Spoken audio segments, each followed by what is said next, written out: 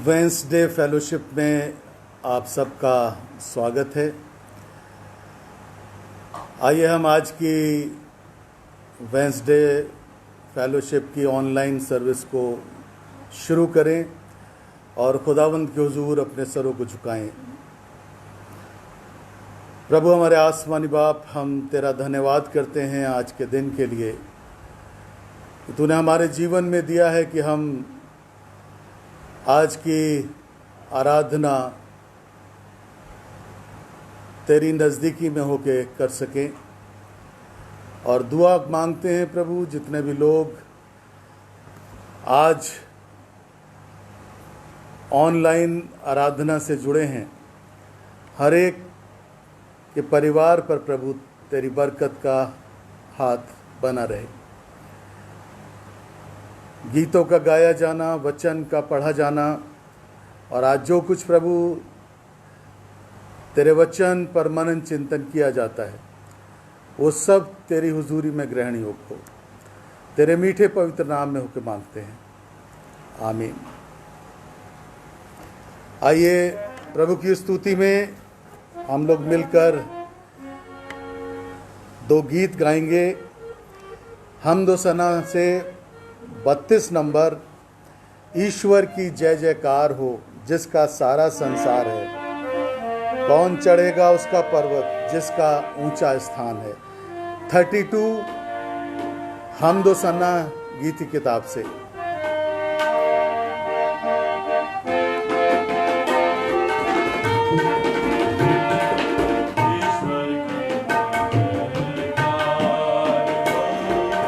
जिसका सारा संसार है, कौन चढ़ेगा उसका पर्वत जिसका ऊंचा स्थान है।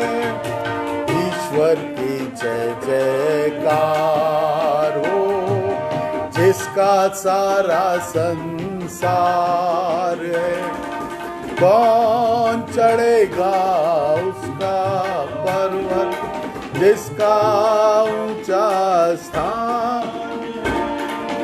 ऊंचे होए फाटको अब भी दरवाजे, ऊंचे होए फाटको अब भी दरवाजे। आता है प्रतापी राजा, कौन है वो प्रतापी। आता है प्रतापी राजा, कौन है वो प्रतापी राजा।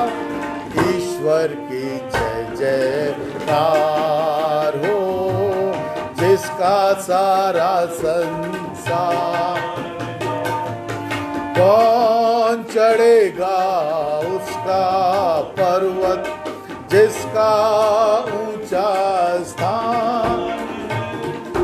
परमेश्वर की जानिब से वो जन आशीष पाएगा। परमेश्वर की जानिब से वो जन आशीष पाए, जिसका हाथ और दिल है साफ, जो है छल और कपट से पाक। जिसका हाथ और दिल है साफ, जो है छल और कपट से, ईश्वर की जय जयकार हो, जिसका सारा संसार। कौन चढ़ेगा उसका पर्वत, जिसका ऊंचा स्थान। आने दो उस प्रभु को, प्रभु जो सामर्थी है। आने दो उस प्रभु को, प्रभु जो सामर्थी। सेना का वो सरदार है, महिमा अपरंपार है।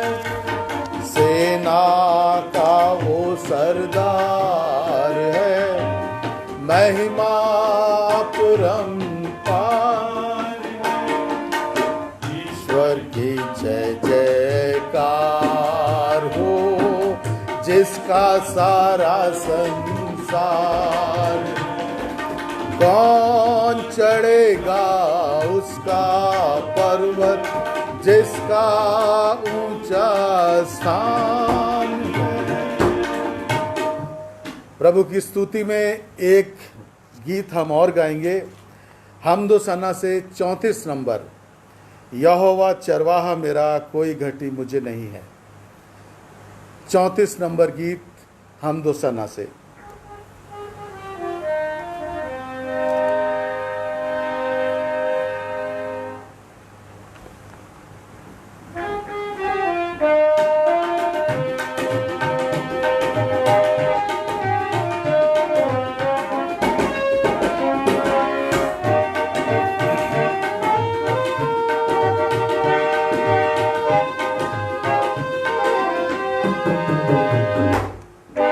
यहोवा चरवाहा मेरा, कोई घटी मुझे नहीं है। हरी चराइयों में मुझे स्नेह से चराता वो है। यहोवा चरवाहा मेरा, कोई घटी मुझे नहीं है। हरी चराइयों में मुझे स्नेह से चराता वो है। मृत्यु के अंधकार से मैं जो जाता था, प्रभु यीशु करुणा से तसल्ली मुझे दी है।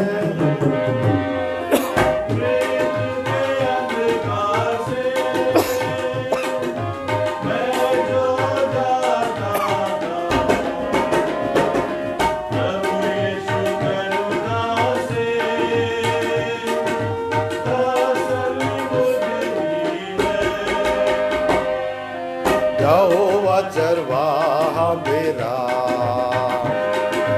कोई घटी मुझे नहीं है।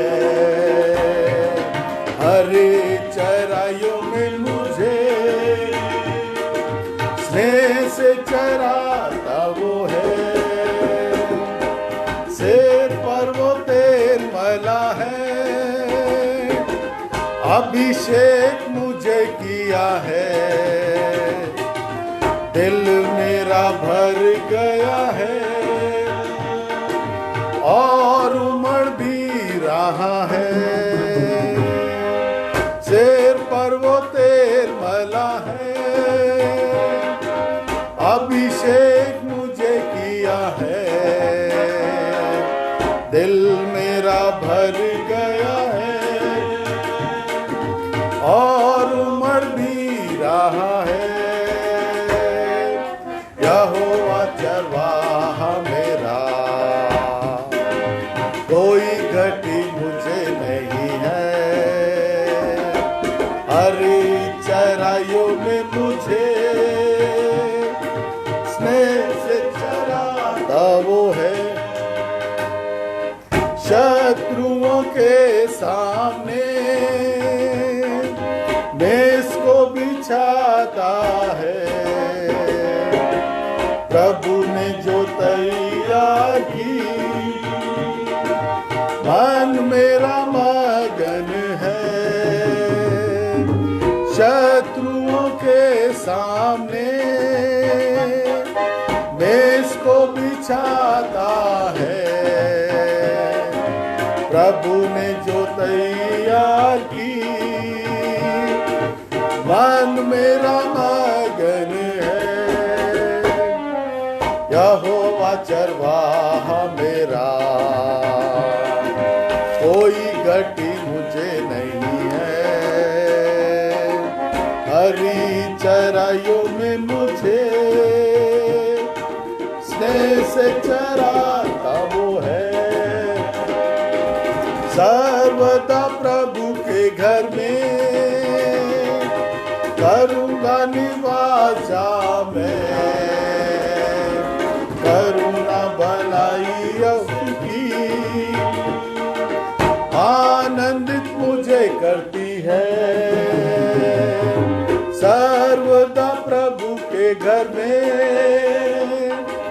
करूँगा निवास मैं। करुणा भलाई उसकी आनंदित मुझे करती है। यहोवा चरवाहा मेरा, कोई घटी मुझे नहीं है। हरी चराइयों में मुझे स्नेह से चराता वो है।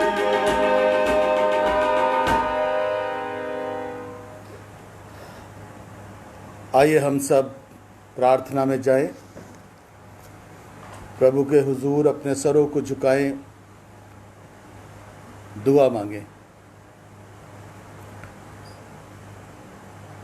खुदावंद हमारे आसमानी बाप,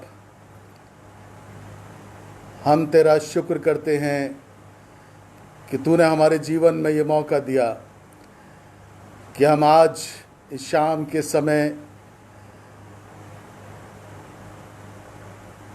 कुछ समय तेरी हुजूरी में बिता सकें। तुझे धन्यवाद कर सकें कि तूने गुजरे समय में हम में से हर एक को संभाला। हर परेशानी, मुसीबत, दुख, तकलीफ से बचा के अपनी पनाह में रखा। हमें अब तक का जीवन दिया और साथ साथ वो तमाम बरकतें दी जिनकी हमें ज़रूरत होती है। हम इसके लिए प्रभु तेरा हृदय से धन्यवाद करते हैं।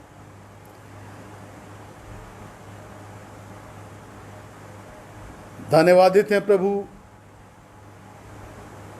कि तूने ऐसे समय में हमें संभाला है जबकि ना सिर्फ हमारा देश बल्कि पूरा संसार इस महामारी की चपेट में है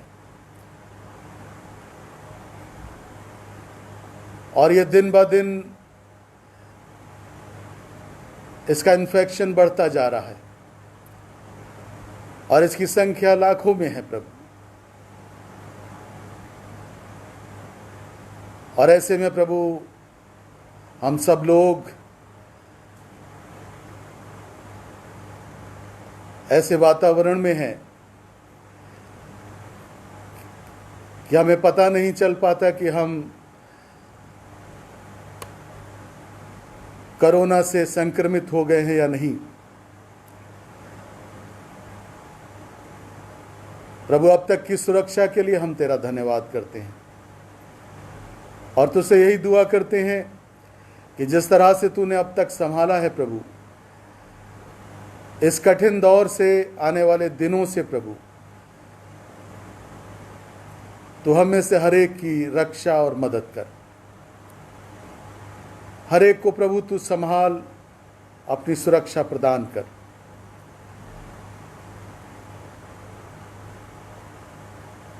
और ऐसा होने दे प्रभु कि जब हम इस दौर से गुजर रहे हैं तो ज़रूरी है कि तकलीफ़ें, मुसीबतें हम पर आएं, पर ऐसे में तेरी सुरक्षा का हाथ, तेरी सामर्थ का हाथ प्रभु हमें संभालेगा, ये हमारा विश्वास है।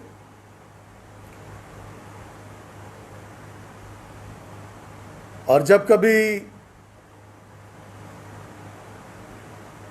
प्रभु इस वायरस से या किसी और बीमारी से या किसी और समस्या से हमारा सामना हो तो उसके लिए भी तू हम में से हर एक को तैयार कर, अपनी सामर्थ्य से परिपूर्ण कर कि प्रभु इसका सामना भी कर सकें, इससे बच भी सकें।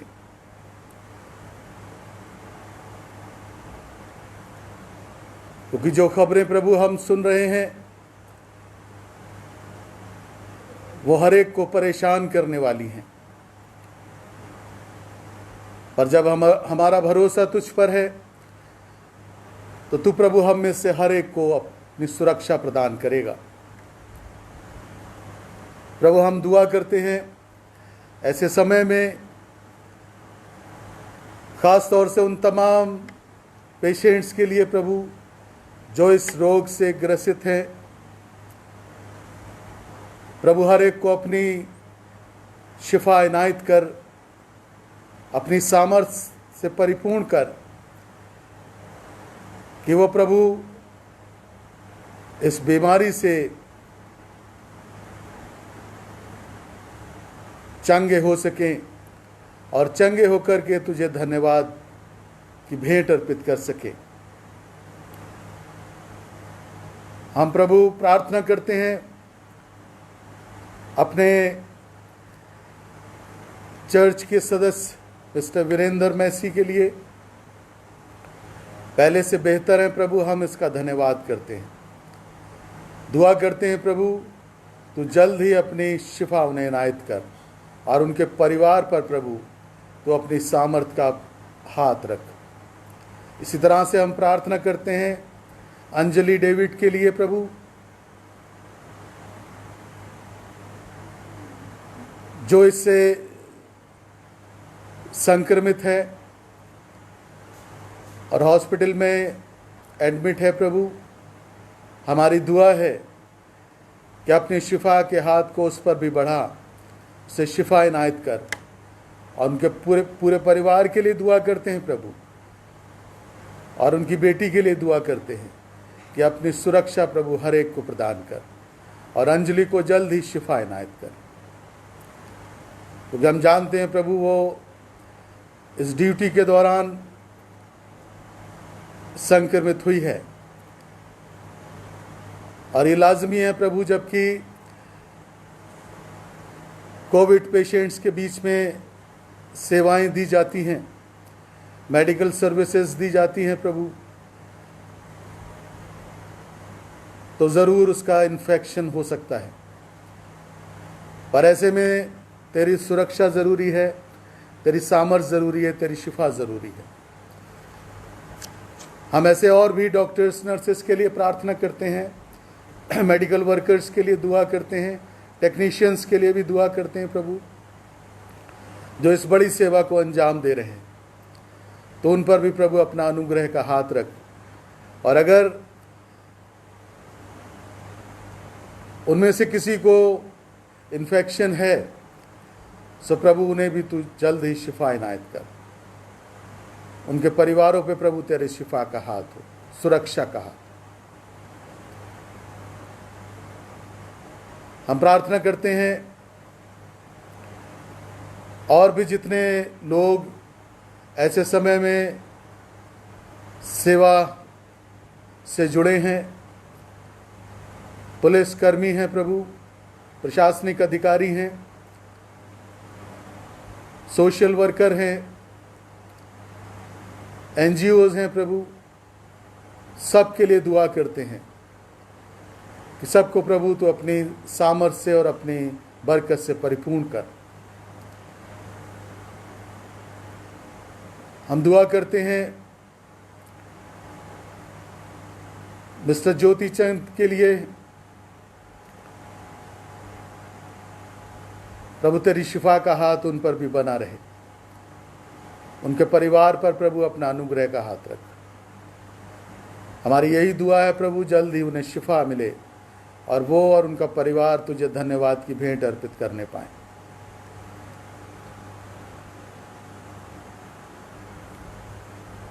प्रभु हम इस समय प्रार्थना में याद करते हैं अपने गमज़दा परिवार को,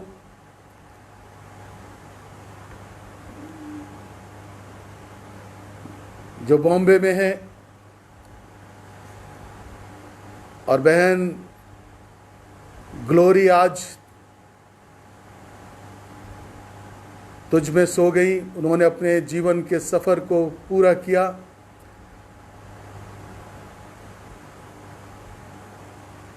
प्रभु हम ऐसे समय में अपने पूरे परिवार को याद करते हैं।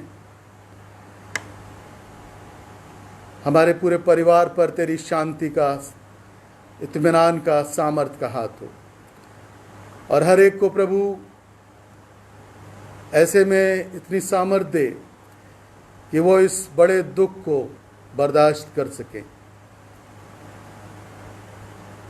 प्रार्थना करते हैं मिस्टर चंद के लिए, उनके दोनों बच्चों के लिए प्रभु ऐसे समय में उन्हें संभाल, हिम्मत और ताकत दे कि वो इस बड़े दुख को बर्दाश्त कर सकें।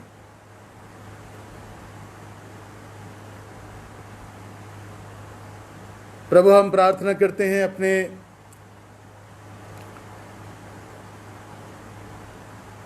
पूरी कलीसिया के लिए, एक एक परिवार के लिए, तो हर एक को नाम बानाम आशीष दे।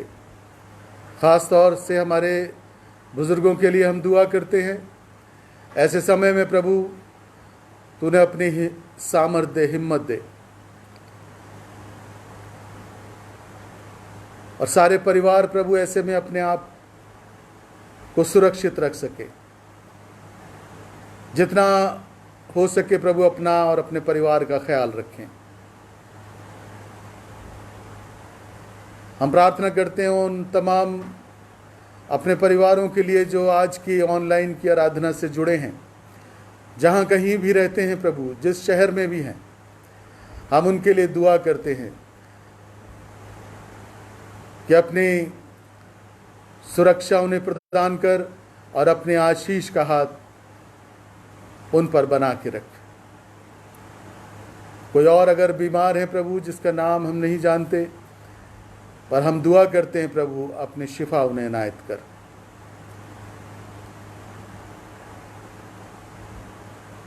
प्रार्थना करते हैं प्रभु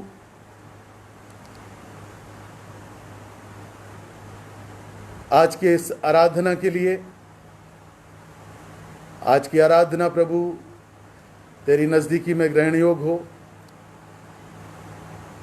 आज जो वचन पादरी नंदा के द्वारा शेयर किया जाता है प्रभु, उस पर हम तेरी बरकत चाहते हैं और प्रार्थना करते हैं कि अपने दास को अपनी आत्मा का अभिषेक दे। गीतों का गाया जाना, वचन का पढ़ा जाना, सब कुछ प्रभु तेरी हुजूरी में ग्रहण योग्य हो। सारा आदर महिमा प्रभु हम तुझे देते हैं और इस प्रार्थना को बड़ी दीनता, नम्रता के साथ अपने उद्धारकर्ता प्रभु यीशु क्रिस्ट के नाम में हुक्म मानते हैं, आमीन। ऐ हमारे बाप, तू जो आसमान पर है, तेरा नाम पाक माना जाए, तेरी बादशाहत आवे, तेरी मर्जी से आसमान पे पूरी होती है, ज़मीन पर भी हो। हमारे रोज़ की रोटी आज हमें बख्श दे, जिस तरह अपने कसूर वालों को माफ़ करते हैं, तुम्हारे उसरों को माफ़ कर। मैं आजमाइश में न पड़ने दे, बुराई से बचा। बादशाहत, कुदरत और जलाल हमेशा तेरे हैं, आमीन। ये मौका होगा कि हम आज का वचन पादरी प्रमोद नंदा साहब के द्वारा सुने।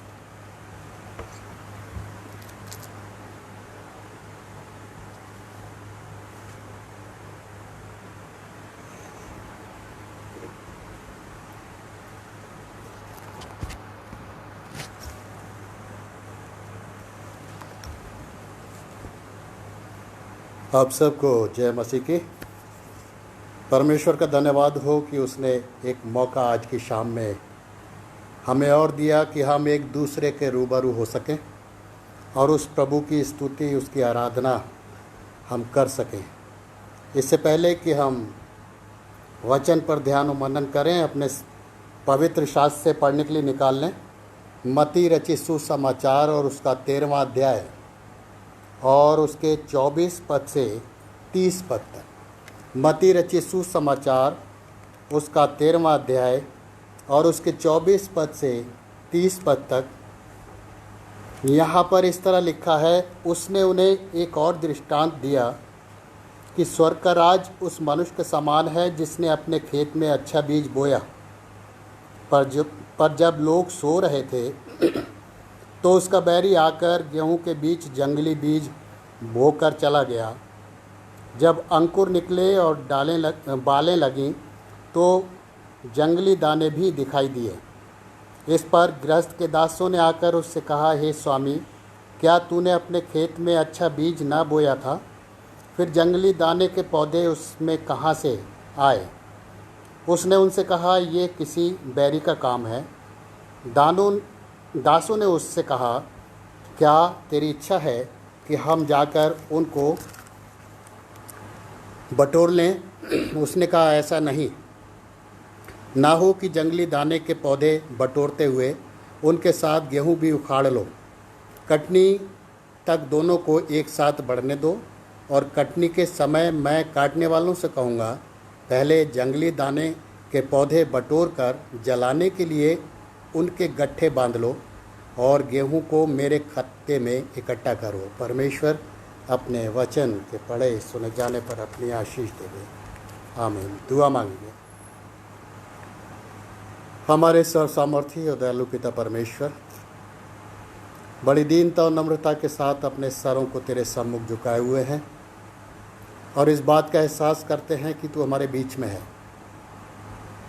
क्योंकि तूने हमसे वायदा किया है कि जहाँ 2 या 3 मेरे नाम से एकत्रित होते हैं, मैं उनके मध्य उपस्थित होता हूँ। हाँ प्रभु, अपनी उपस्थिति का आभास हम में से प्रत्येक को होने दे कि प्रभु हम तेरी उपस्थिति में रहते हुए इस वचन पर ध्यान कर सकें और अपने जीवनों को तुझे समर्पित कर सकें। अपने दास को अपने सामर्थी हाथों में ले, मेरे अपवित्र होठों को छूकर पवित्र कर, ताकि तेरा पवित्र वचन तेरे दास में होकर तेरे लोगों से बातचीत करे और हर एक जीवन के लिए लाभदायक हो सके। ये सब कुछ हम मसीह यीशु के नाम से मांगते हैं, सुनो ग्रहण करें। आमीन। यहाँ पर हम एक दृष्टांत के बारे में पढ़ते हैं। प्रभु यीशु मसीह ने जब भी लोगों को कुछ समझाना चाहा, अपने चेलों को कुछ समझाना चाहा, तो उसने दृष्टांतों में उनसे बातें की। उसने तरह तरह की तमसीलें उन्हें देकर परमेश्वर की योजना के अनुसार उन बातों को समझाया जो एक मानव जीवन के लिए बहुत ज़रूरी हैं। यहाँ पर भी हम प्रभु यीशु मसीह के कहे हुए उस दृष्टांत के अनुसार 2 अलग अलग वर्गों का, 2 अलग अलग बीजों का वर्णन पाते हैं। एक अच्छा है तो दूसरा जंगली दाना है। एक वो बीज है जिसमें दूसरों की भलाई छिपी हुई है जिसमें दूसरों के जीवन को जीने के लिए सामर्थ्य मिलती है, और वो बीज है गेहूं का बीज, और दूसरी ओर वो जंगली दाना है। यदि उसका सेवन किया जाए तो मनुष्य उससे हानि उठा सकता है। ये व्यक्ति जिसने अपने खेत में अच्छा बीज या अच्छा गेहूं का बीज बोने को दिया था, बीज बोया गया, बढ़ा और धीमे धीमे वो बढ़ता चला गया। और जब उसके दासों ने देखा कि उसमें गेहूं के पौधों के साथ जंगली दानों के पौधे भी पाए जाते हैं, तो उन्होंने अपने स्वामी से जाकर कहा कि क्या हम उनको उखाड़ दें? उसने कहा नहीं, कटनी तक उन्हें बढ़ने दो, ताकि जब कटनी हो तब मैं मजदूरों से कह दूंगा, उन काटने वालों से कह दूंगा कि जो जंगली दाने हैं और उनके पौधे, पहले तुम उनको उखाड़ कर गट्ठों में बांध दो और उन्हें जला दो, और उसके बाद गेहूं मेरे खत्ते में भर दो। मेरे प्रियो, यदि हम सृष्टि की ओर जाएं, इस संसार और मानव जाति की सृष्टि की ओर, तो हम इस बात पर गौर कर सकते हैं कि परमेश्वर ने जो उस अंधेरे में, उस जल के ऊपर जिसका आत्मा मंडराता था, उसने एक योजना तैयार की कि वो इस अंधेरे को हटाकर एक ऐसी सृष्टि की रचना करे जिसके साथ वो संगति रख सके, जिसको देखकर वो आनंदित हो सके। और उसने अपने शब्द या अपने वचन के द्वारा सारी वस्तुओं को रच दिया। किंतु जब मनुष्य को बनाने की बारी आई, क्योंकि परमेश्वर ने देखा कि ये सारी वस्तुएं तो मेरी संगति के लायक नहीं है, मेरी सहभागिता के लायक नहीं है, तब उसने कहा कि आओ हम मनुष्य को अपने स्वभाव में बनाएं, अपने स्वरूप में बनाएं। और उसने पृथ्वी की मिट्टी को लिया, उसे गीला किया और उससे एक पुतला बनाया, और उस पुतले में, उसके नथनों में अपने जीवन का श्वास फूंक दिया, और वो एक जीवित प्राणी बन गया। यदि हम यिर्मयाह भविष्यद्वक्ता की पुस्तक और उसके दूसरे अध्याय के 21वें पद में हम देखें, तो वहाँ यिर्मयाह के द्वारा परमेश्वर मनुष्यों से या इस्राएल जाति से ये कहता है कि मैंने तो तुझे उत्तम जाति की दाखलता और उत्तम बीज करके लगाया, फिर तू क्यों मेरे लिए जंगली दाखलता या जंगली बीज बन गई। परमेश्वर ने आरंभ से ही हर एक वस्तु को दो हिस्सों में बांटा। परमेश्वर ने आरंभ से ही अच्छाई और बुराई दोनों को पैदा किया, लेकिन जब उसने सब कुछ बना दिया, उसने कहा अच्छा है। पर जब मनुष्य को बनाया तो उसने कहा बहुत अच्छा है, क्योंकि वो उसके स्वभाव में पाया जाता था, उसकी पवित्रता में पाया जाता था, उसके साथ सहभागिता करने के योग्य था, उसके साथ बने रहने के योग्य था, उसके साथ बातचीत करने के योग्य था, उसके साथ उठने बैठने के योग्य था। और इसीलिए बाइबल कहती है कि परमेश्वर दिन के ठंडे समय में आदम और हव्वा से मिलने आता था और उनसे बातचीत करता था, उनके साथ चलता फिरता था, उनके साथ सहभागिता करता था। और वही आदम जिसको परमेश्वर ने अपनी पवित्रता में, अपने स्वभाव में, क्योंकि परमेश्वर पवित्र है, उससे किसी तरह की बुराई नहीं निकल सकती।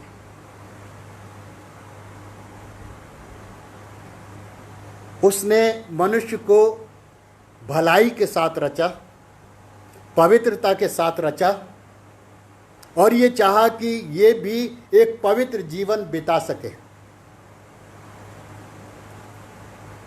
लेकिन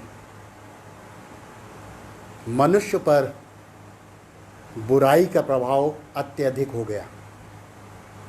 जब शैतान ने हव्वा को बहकाया, जब शैतान ने हव्वा से कहा कि क्या परमेश्वर ने वाटिका के बीच में पाए जाने वाले वृक्ष के फल को खाने के लिए तुम्हें मना किया है? उसने कहा हाँ। उसने कहा है कि जिस दिन तुम उसे खाओगे उस दिन मर जाओगे। शैतान ने उसके बहकाया कि नहीं, ऐसा कुछ नहीं है, बल्कि जिस दिन तुम उसे खाओगे तुम्हारी आंखें खुल जाएंगी,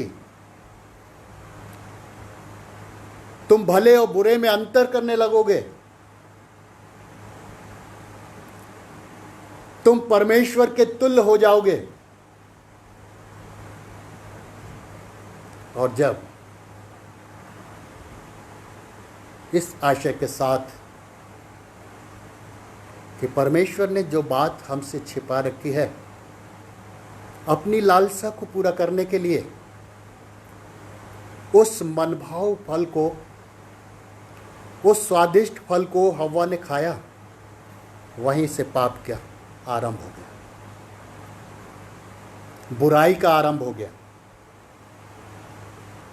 अच्छाई दब गई और बुराई उभर कर ऊपर आ गई।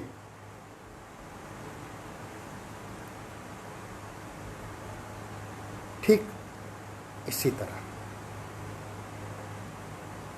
मेरे प्रियो, जब हम इस दृष्टांत को पढ़ते हैं तो हम उस सृष्टि और उसके बाद की सारी घटनाओं के बारे में इसमें पाते हैं।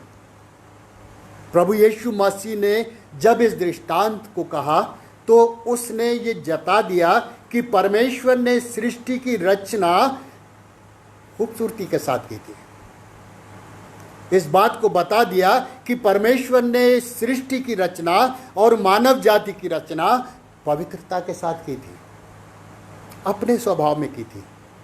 लेकिन मनुष्य उस अच्छाई को छोड़कर, उस सच्चाई को छोड़कर बुराई में फंस गया। बाइबल कहती है सत्य को जानो और सत्य तुम्हें स्वतंत्र करेगा।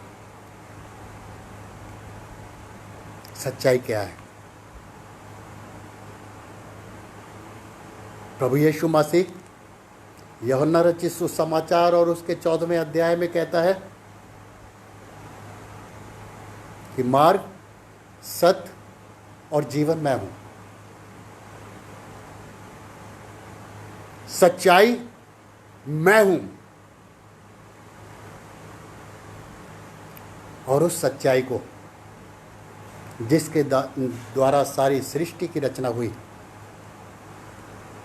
मनुष्य ने छोड़ दिया और अपने जीवन को बुराई की ओर बढ़ाता चला गया। कड़वे दाने उसके जीवन में आ गए, कड़वी बालें उसके जीवन में फूटने लगी और वो बुराई की दलदल में फंसता चला गया। नीति वचन का लिखने वाला, वो बुद्धिमान राजा सुलेमान, उसने नीति वचन 23 अध्याय के 23 पद में लिखा है, सच्चाई को मोल ले, उसे बेच मत, लेकिन क्या वास्तव में हम सच्चाई को मोल ले लेते हैं? क्या वास्तव में हम सच्चाई को अपना साथी बनाना चाहते हैं? क्या वास्तव में हम अच्छाई में बने रहते हैं, या हमारे कदम बुराई की ओर बढ़ते चले जाते हैं? हम उस सच्चाई को जो प्रभु यीशु मसीह है अपने जीवन में बहुत बार बेच देते हैं। कभी यहूदा की तरह, यहूदा इस्करियोती की तरह चांदी के 30 सिक्कों में, तो कभी अपने जीवन के उन कामों के द्वारा जिनके द्वारा परमेश्वर का नाम कलंकित होता है, जिनके द्वारा परमेश्वर हमसे रुष्ट होता है, जिनके द्वारा परमेश्वर से हमारी दूरी बढ़ती है, और हम अपने सृजनहार से दूर होते चले जाते हैं, अपने सृजनहार को भूलते चले जाते हैं और बुराई में फंस जाते हैं। वचन कहता है, हे लोगों, बुराई को नहीं वरन भलाई को ढूंढो, तब तुम जीवन पाओगे, तब तुम बचाए जाओगे। और इस बुराई में गिरने का नतीजा न सिर्फ आज हम देख रहे हैं इस महामारी के रूप में, बल्कि इससे पहले भी बाइबल इस बात की गवाही देती है कि जब जब इस संसार में बुराई फैली, तब तब परमेश्वर का क्रोध उन पर भड़का और परमेश्वर ने कोपित होकर उनको दंड दिया। लूत, जिसने परमेश्वर की अगुवाई में रहते रहते अपने चाचा अब्राहम से जब वो अलग हुआ, तो उसने उस स्थान को चुना जो उसको हरी भरी जगह दिखाई दे रही थी, जहां उसे अपने जीवन को यापन करने के लिए वो सारी वस्तुएं दिखाई दे रही थी जो सांसारिक थी। लेकिन जब उस जगह का पाप परमेश्वर की दृष्टि में बढ़ा, परमेश्वर ने उस स्थान पर अपना क्रोध बर्पा किया, परमेश्वर ने उस स्थान को आग और गंधक से नाश कर दिया, सदोम और अमोरा को। ऐसे कितने उदाहरण बाइबल में पाए जाते हैं। नीनवे शहर का जब पाप परमेश्वर की दृष्टि में बढ़ा, उसको बर्बाद करने का भी उसने फैसला ले लिया और योना को वहाँ भेजा, और योना ने जब जाकर वहाँ प्रचार किया, उन लोगों ने पश्चाताप किया और बचाए गए। जिन्होंने प्रभु परमेश्वर को अपनाया उन्होंने जीवन पाया, जिन्होंने बुराई को अपनाया वो नाश हुए। आज इस समय पर भी हम गौर करें, तमाम तरह की वो बातें, वो बुराइयां जो परमेश्वर की दृष्टि में भली नहीं, इस संसार में फैली हुई हैं। आज भाई भाई का दुश्मन है, बाप बेटे का दुश्मन है, राज राज्य पर चढ़ाई कर रहा है, चारों तरफ आंखों की चमक दमक के लिए इंसान अपने कदमों को बढ़ाता चला जा रहा है। हर सुख सुविधा पाने के लिए बहुत बार गलत काम भी इंसान के जीवन से हो जाते हैं। लेकिन जब परमेश्वर के क्रोध से बचने के लिए हम अपने आप को परमेश्वर के कदमों में ले आते हैं, तो वो हमें बचाता है। जितनों ने उस पर विश्वास किया उन्होंने जीवन पाया और बचाए गए। मेरे प्रियो, इंसान का जीवन 3 अवस्थाओं से होकर गुजरता है। बाल्य अवस्था जिसमें नादानी होती है, युवावस्था जिसमें परमेश्वर और अलग प्रकार की सेवाएं मनुष्य को सौंपता है और एक वृद्धावस्था। सेवाओं को पूरा करने के बाद मनुष्य उस अवस्था तक पहुंच जाता है जहां वो करना तो चाहता है बहुत कुछ, लेकिन शरीर उसका साथ नहीं देता। ऐसा ना हो कि हम परमेश्वर की नज़दीकी में बने तो रहना चाहते हैं, लेकिन हमारे काम, हमारी बातें परमेश्वर से हमें दूर करती चली जाती हैं। पौलुस प्रेरित इसलिए कहता है कि जो मैं नहीं करना चाहता वो मुझसे हो जाता है, और जो मैं करना चाहता हूँ वो मैं नहीं कर पाता हूँ। ये मनुष्य की फितरत है। बहुत बार हम अपने जीवन पर जब विचार करते हैं तो हम ये पाते हैं कि हमसे बहुत सी बुराइयां होती हैं,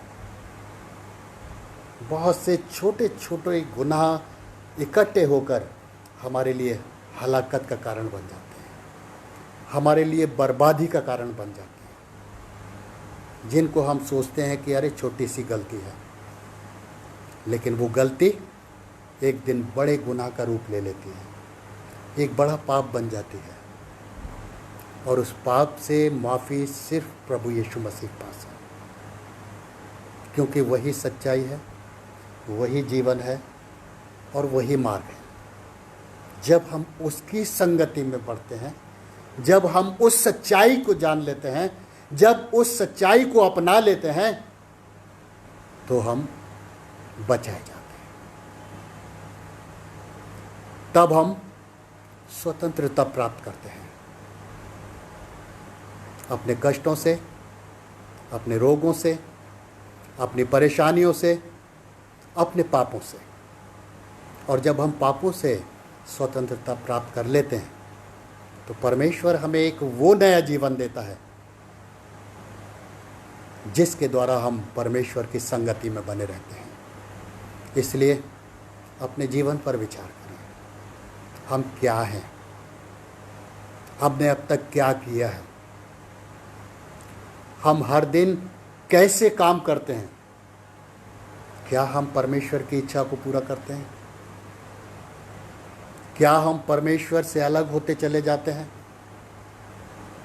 क्या हम उस अच्छे दाने या अच्छे बीज का रूप लेते हैं, या उस जंगली दाने के समान हो जाते हैं जिसका अंत काटा जाना और आग में झोंका जाना है। यूहन्ना 15 में प्रभु यीशु मसीह इसी बात को कहते हैं कि मैं दाखलता हूँ, सच्ची दाखलता मैं हूँ, और मेरा पिता किसान है, और तुम डालियाँ हो, और जो डाली मुझ में बनी रहती है वो बढ़ती है और बहुत सा फल लाती है, क्योंकि मुझसे अलग होकर तुम कुछ नहीं कर सकते सिवाय इसके कि काट दिए जाओ और आग में झोंक दिए जाओ। मेरे प्रियो, मेरा और आपका जीवन है क्या? एक बुलबुले के समान, एक पल में फूलता है और फिर फूट जाता है। एक घास के समान जो सुबह लहलहाती है, शाम तक मुरझा जाती है। इस संसार में मेरे और आपके दिन परमेश्वर की दृष्टि में गिने हुए हैं, तो क्यों ना इन दिनों को हम परमेश्वर की संगति में रहते हुए व्यतीत करें, उन कड़वे दानों से बचे रहें जो हमें विनाश की ओर ले जाते हैं, उन बुराइयों से दूर रहें जो हमारे कदमों को हलाकत की ओर ले जाती है।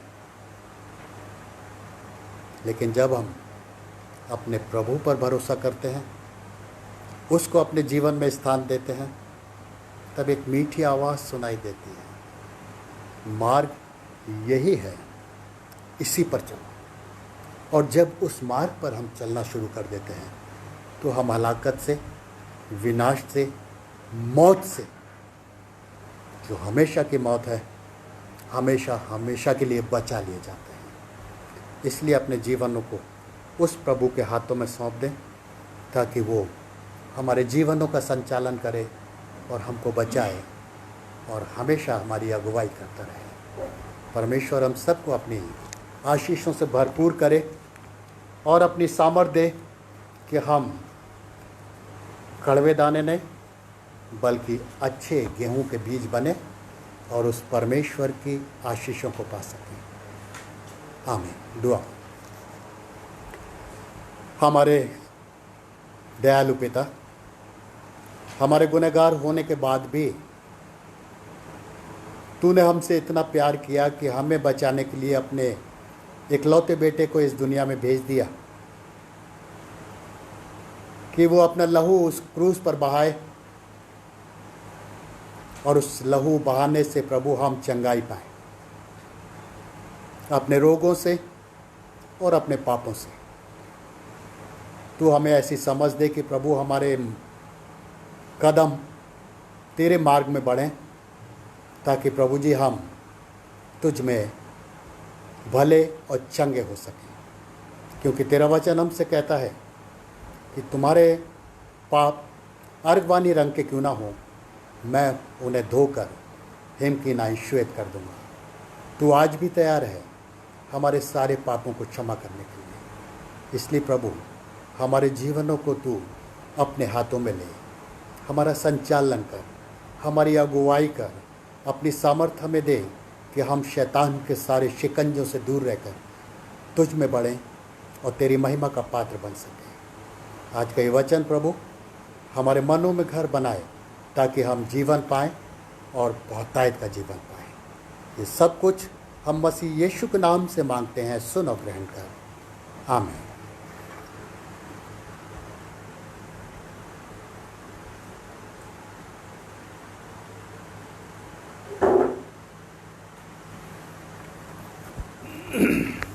परमेश्वर का धन्यवाद हो आज के अच्छे वचन के लिए जो पादरी प्रमोद नंदा साहब ने हम सब तक पहुंचाया और हम सब लोग आज के वचन से ब्लेस हुए हैं। हम धन्यवादित हैं आज के इस मीटिंग के लिए mister Dayanidhi Dillu, mister Morris Massey साहब। संडे और वेंसडे की मीटिंग में ज़रूर रहते हैं और जो हमारे भजन होते हैं, प्रभु की स्तुति के गीत होते हैं, उसमें शिरकत करते हैं। हम उनका बहुत बहुत धन्यवाद देते हैं और दुआ करते हैं प्रभु इन्हें अपनी और महिमा के लिए इस्तेमाल करें। साथ साथ हम धन्यवादित हैं मिस्टर जेफर निकल्स के कि वो हमारी पूरी इसमें मदद करते हैं कि हम अपनी इबादत को फेसबुक पे लाइव कर सकें। हम इनका भी धन्यवाद करते हैं, प्रभु इनको भी बहुत बरकत दे। मिस्टर राजेश लाल के लिए, मिसेस मिलरेड मसीह के लिए, सारे अरेंजमेंट के लिए हम परमेश्वर का धन्यवाद करते हैं और इनका हृदय से आभार व्यक्त करते हैं। आप सब लोग अपनी प्रार्थनाओं में एक दूसरे को याद रखें। अगर कोई बीमार होता है तो ज़रूर उसकी सूचना पास बानों तक पहुंचाएं ताकि उनके लिए विशेष प्रार्थना की जाए।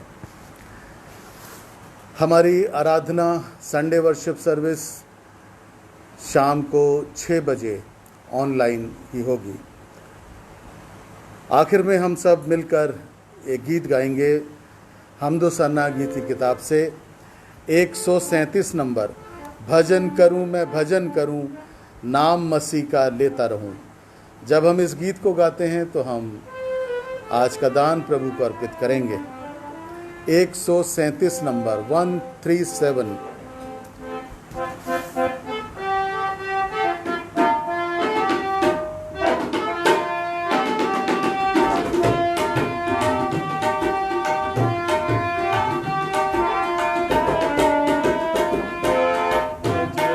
करूं मैं भजन करूं, नाम मसीह का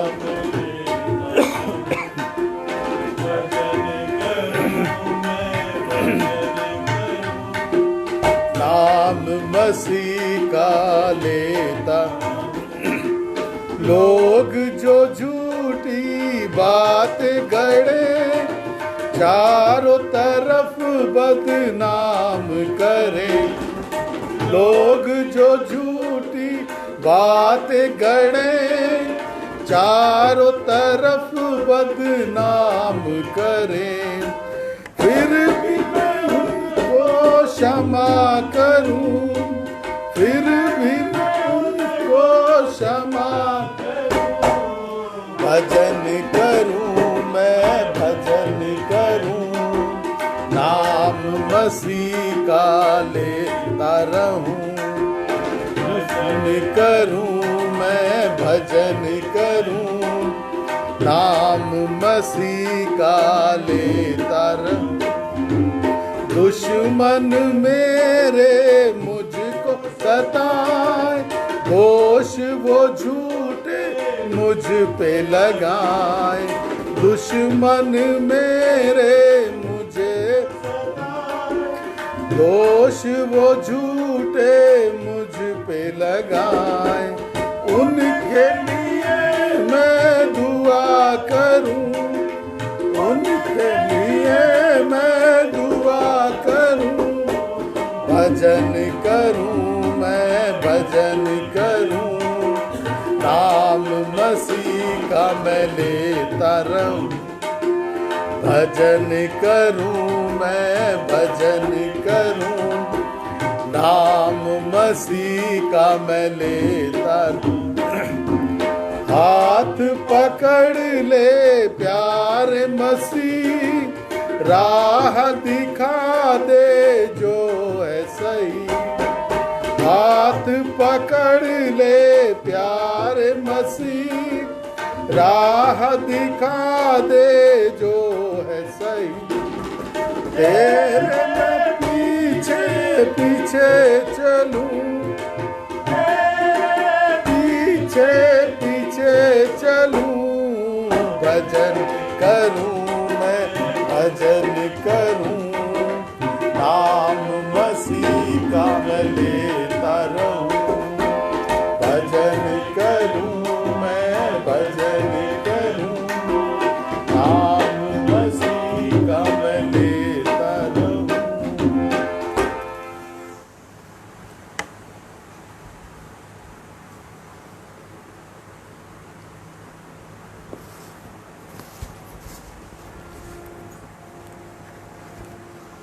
कोरस गाएंगे हम। लाए हैं यह हदिया खुदावन, लाए है ये हदिया खुदावन, लाए हैं ये हदिया खुदावन।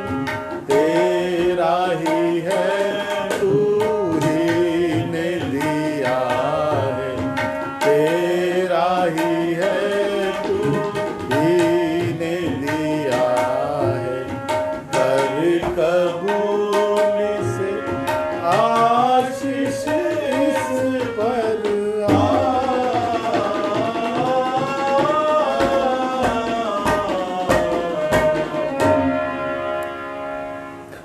और अब हमारे प्रभु यीशु ख्रिस्त का अनुग्रह, परमेश्वर पिता का प्रेम, पवित्र आत्मा की सहभागिता हम में से प्रत्येक जन के साथ अब से अब तक होती रहे। आमीन।